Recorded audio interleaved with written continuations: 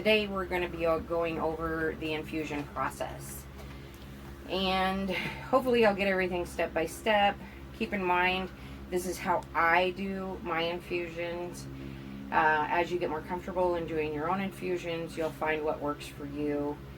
Other people find their groove, and once you find your groove, you're good to go. This is where I start first with my infusions. I have my carrying bag here along with my pump. I have to have my pump primed and ready, which I do. It's clicked all the way back and it's ready for me to load. So I'm going to set those back here until I need them. I have got my medical bag ready to go that I showed you how to do in another video. And this is the container I showed you where I keep my other supplies that will be needed during the infusion process. So with that, I have to start first with cleaning everything. So in cleaning everything, we need some hand sanitizer is what I use. And I use a 2x2 prep. This is a gauze pad. I am going to set everything off to the side over here. And then just start kind of cleaning from this bag as we go. So I'm going to clean with alcohol, essentially. Since alcohol is a commodity nowadays that costs a lot, if you can even get your hands on it. So I've been using hand sanitizer and 2x2 swabs. Alright, so I'm going to discard that in the garbage. Start with my hand sanitizer. Use this on my hands. Leave it off. I have this board here that I use. It was sent to me actually by Hyzentra.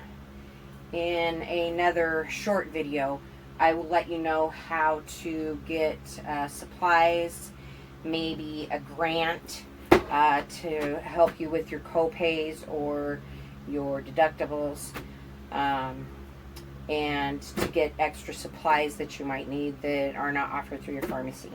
But for now, we're here. So with that said, I take this, use a prep pad. I will clean it one box at a time because you need to make sure that you get everything. This process is a very sanitary thing simply for the fact that it's an infusion because we don't have an immune system. So we want to make sure we're not giving ourselves an infection while we're getting our infusion. Alright, next is going to be this bag here. Notice I'm not setting the bag on here because I just wiped everything off. Alright, so we have our syringes. We have our gauge tubing. We have our infusion tubing. We have our needle that goes with the syringes. The Hyzentra itself. We have more gauze pads, which I'll set off to the side here. We have our 2x2 pads, and let me make sure I don't need anything else out of here. Some more alcohol swabs. Okay, I would be pulling these gloves out, but for right now I have these gloves here that I was given by my pharmacy, and I still have a few of. I'm also going to get my paper tape. I am personally allergic to the glues in a lot of tapes since all of this started. The longer time goes, the more allergies I develop. So, and always make sure that you have your EpiPen with you, because you don't know how you're going to react to a given infusion. So that always needs to be handy until you're finished with your infusions. Alright, so what we're going to do first is we're just going to start unpackaging things. I actually start with my syringe here. This needle, I open up, notice that I haven't touched it, and I haven't touched this end. It stayed in there until I got ready to take it out and put the needle onto it. And I set this down, and I will toss this stuff to get it out of the way. The next step, oh, by the way, you need scissors, is I use my scissors to open up these packages. Because the idea is preparation, right? The more stuff we can have done before we actually need to get an infusion, there we are. Alright, so I unwind this stuff because it's kind of wound up. Let's see, I got one more. Now, this end goes to this end. So if you see two of these ends that look the same, they're not going to go together. Alright, so I remove this side, and then I remove this side, and I make sure they immediately go together before I put them down. Now these go down. I will now take this pointy one. I'm going to open this syringe, and notice I haven't put anything down yet, and I'm going to put it on here. Okay, now that syringe can go down. Any excess material can go in your garbage. We have 3 tegaderms. These are going to be used when we actually put in the ports to be used. So we're at this point right now. We are going to open this up. Has all this reading material. You can go over it. I went through all kinds of stuff. The reading material is super tiny, so I recommend going over what the pharmacy gives you because it's a little bit larger. I'm going to show you how we're going to keep track of the labels from these, because if you do have a reaction, they do need to know what batch it's from. Alright, and then I'm going to pop this top off, this first one here. Again, I'm going to use this because you touch things as you go. I'm going to pop open another alcohol swab. I'm going to put it on top of there. We're going to get ready to take the liquid out of this. Now we're going to rub this on here. I'm just going to go ahead and throw it away. I pull all the air into the syringe as far as I can go. So I go ahead and suck all the air into it. Last thing you want in your Hizentra is bubbles. We are going to find bubbles, but we don't want to put more bubbles into it. You remove the cap, set it down to where you can find it again. We're going to, in this cap, there's 3 holes on the outer side. There's one in the middle. I recommend trying to use one off to the side. So I will insert my needle here. I will push air into it because it's not in the liquid. Then I'm going to turn it upside down, and I am going to let this go. Because now it's just going to start filling because I forced air into it, which causes pressure to basically push the liquid out into the syringe.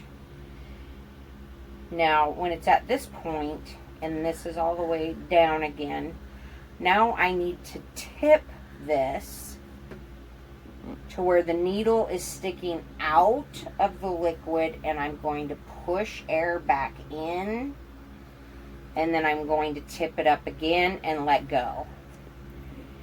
if you can see, I don't know if you can see, but the liquid is shooting in. See where it's creating these bubbles here? It's doing that because it's shooting into the syringe. This stuff is so thick and sticky. And when it gets on things, you've got to get it off right away, because yeah, I don't know what it does to everything. I've seen it leave permanent marks on certain stuff. Notice that I tipped it again. Made sure the needle was out of the liquid. I forced air into it. Now I'm going to tip it back up. Now you get to a point here where this liquid gets low, where you're going to have to start slowly pulling this needle out to finish getting that liquid. I have, through time, figured out how to maximize the amount I can pull out of my Hyzentra bottles on the edges. Push that air back in. I pull that needle mostly out, tip it to get the Hyzentra on the very bottom. Alright. So you say, Karen, you said you don't want bubbles and you just made more bubbles. Now, this needle is very sharp, and if you poke it into your finger, it's going to hurt. So, put your fingers off to the side like this. Make sure this cap lines up with that needle before you push it on. Alright, now, all these bubbles in here. Let's see how we can get rid of them. We're going to push out as much air as we can till we get to those bubbles. I now use this scissor to tap on it, because what it does is it causes those bubbles to consolidate. Basically go from hundreds of bubbles down to 100 bubbles. So see, I got rid of those bubbles pretty quick. And then I push it up again, and we tap it out again to get rid of these bubbles. You're never going to get 100%. That's okay. Bubbles, a little air is not going to hurt you. A lot of air is. So we're just minimizing the air. Alright, so I have pushed it to the point to where I can now take this line. What we're going to do is we're going to do this swap around. So I'm going to take this cap off of here, and I'm going to set this down on the sterile surface. I'm going to take this needle and I'm going to move it over to this syringe. I'm going to set that down. I'm taking this cap off of the tubing, and we are going to attach the tubing to this syringe with Hyzentra. This is the end of part 1 of this video. Due to limited space, this is where we are going to end it, and then we will be putting out part 2 not too far behind it. It's a little bit more in depth, it's a little bit more in detail. This is also where I have to say, if you have extreme issues with needles and you're passing out and that kind of thing, then you may want to filter your watching. Alright, so until part 2, we'll see you for now. Bye.